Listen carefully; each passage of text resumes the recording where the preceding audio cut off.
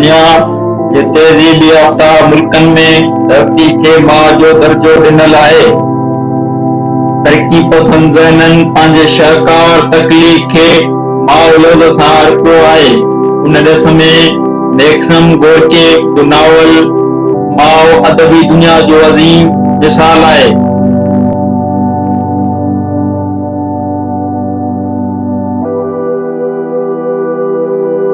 माओ यानी धरती जो इस्तिसार या वालार बेचैन रूहन खे क्रोधित करे विझंदा आहिनि। सिंध जी तारीख़ अहिड़नि सूरमनि जिन में दोदो, हेमू, हेशू, बिलावल जहिड़नि धरती सिपूतनि सां रोशनास रही आहे।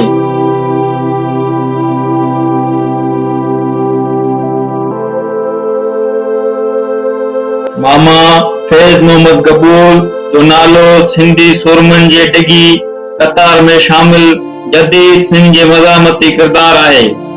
कॾहिं कॾहिं क़ौमुनि ऐं उन्हनि जा गैरतमंद फर्द सभु कुझु टिगाइण लाइ तयार रहंदा पिया आहिनि ऐं उन्हनि क़ौमुनि तोड़े फर्दनि तारीख़ में इज़त माणी आहे। मामा फैज़ मोहम्मद कबूल बि उन्हनि अनमोल किरदारनि मंझां आहे।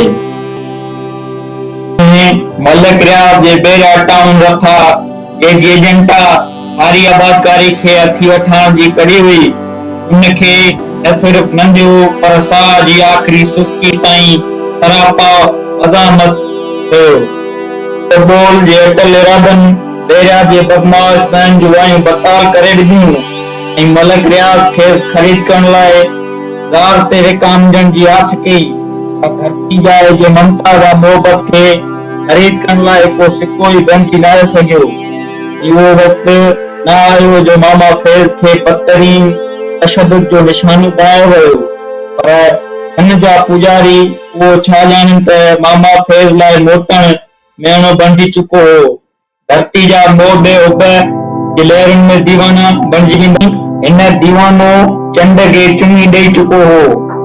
मामा फैज़ मोहम्मद कबूल मलिक रियाज़ के मुखातिब थींदे तारीखी लफ्ज़ चया त मैंने मलिक रियाज को बोला है, जमीन है माँ, कोई माँ भेजेगा, माँ धरती है। ये मिट्टी मेरे को प्यारा लगता है। ये मलिक रियाज है, ये जालिम है, ये फिरौन का नस्ल है। मैंने बोला फिरौन का है। मामा फैज़ मोहम्मद कबूल अकेलो थी करे बि असांखे मज़ामत जो दर्द ॾसे वियो त कीअं धरती जे रहिड़ियुनि सां वेणाम कजे। मामा फैज़ मोहम्मद कबूल जी शनासाई किरदार खे भेटा अर्पण लाइ खेसि यादि कंदे हीअ वीडियो सिंधा पेश कजे थी।